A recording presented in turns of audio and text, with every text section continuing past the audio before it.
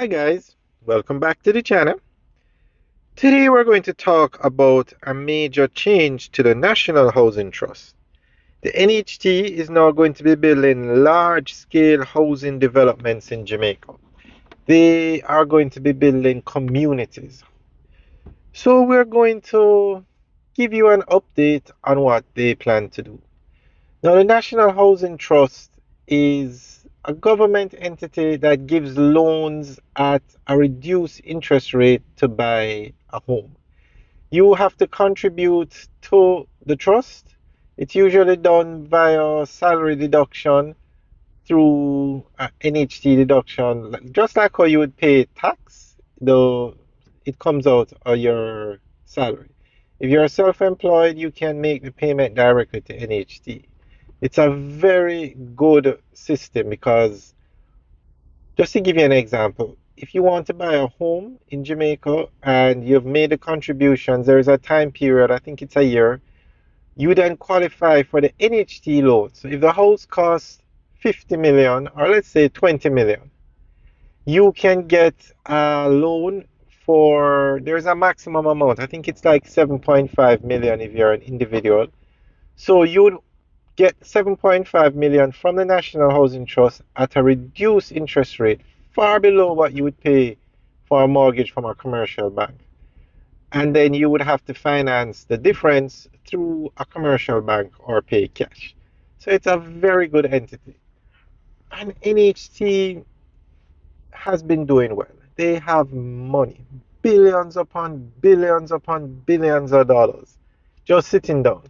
So it's good that they are now going to be building these larger scale communities or developments because people that qualify want homes, but there are just no NHT homes available.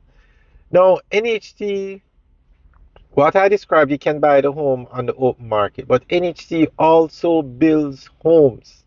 They construct them at a low price, trying to keep them within the threshold of the the loan you get from NHT. So if let's say you get 7.5 million, if you qualify for 7.5 million, they try to keep the homes as close as possible to that amount. Or if you're filing along with somebody else, you can get double, which is like 15 million. So NHT is now going to be doing larger developments along that scale. You can always buy homes on the open market, but they are more expensive. The NHT homes are usually more cost effective. So it's a good move that the NHT is now going to be building these larger developments because people are on waiting lists waiting for an NHT home to become available. At one point, we were told that up to 70,000 people are want a home. The housing sector in Jamaica is undergoing a significant transformation as the National Housing Trust shifts its focus toward large-scale master plan developments.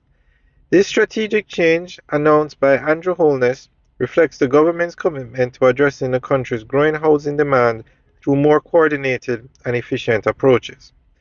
Traditionally, housing developments in Jamaica have often been small and fragmented, providing limited solutions to a much larger national issue. However, the new direction emphasizes comprehensive planning and execution. The Prime Minister highlighted that the future of housing lies not in isolated units but in the creation of fully integrated communities. These developments will include essential infrastructure, services, and amenities, ensuring a higher quality of life for residents. A key example of this new approach is the proposed Greater Innswood development in St. Catherine. This project is expected to serve as a model for future housing initiatives, showcasing how large-scale planning can deliver sustainable and well-organized communities.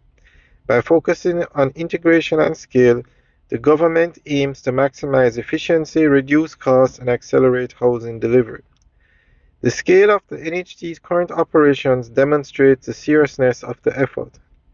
The Trust now manages more than 41,000 housing solutions across the island. Of these, 10,700 units are under construction, nearly 6,000 are at the contract stage, and more than 11,500 are in procurement, and about 11,600 are in planning and design. Additionally, new developments such as Longwood Meadows in Clarendon and Friendship Phase 2 in St. Elizabeth, which together will deliver over 2,800 housing solutions, are already underway. These projects reflect a pipeline that spans every stage of development, ensuring continuous housing delivery. Alright, guys, that's the end of the update. Let us know what you think. Leave your comments in the section below. Alright, guys, have a good day.